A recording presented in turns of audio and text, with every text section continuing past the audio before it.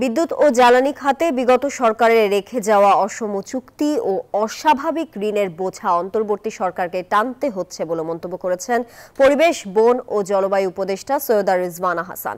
আর নবায়নযোগ্য জ্বালানি উৎপাদনের জন্য সরকার আগামীতে জমি দেবে বলে জানিয়েছেন বিদ্যুৎ, জ্বালানি ও খনিজ সম্পদ উপদেষ্টা মোহাম্মদ ফাজুল কবির খান।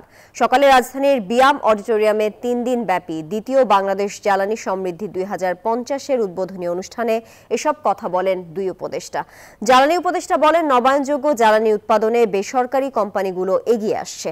সরকার নবায়নযোগ্য জ্বালানির প্রসারে অত্যন্ত আন্তরিক বলেও জানান তিনি। যে চুক্তিগুলো হয়েছে সেই চুক্তিগুলো আপনারা জানেন যে এগুলো একটা রিভিউ প্রসেসের ভিতর দিয়ে যাচ্ছে এবং চুক্তিগুলো আসলে বেশ অসম চুক্তি। আর প্রকল্পগুলো যেহেতু বাস্তবায়িত হয়ে গেছে, এখন ওই প্রকল্পগুলোর ঋণের বোঝাও আমাদেরকে টানতে হচ্ছে।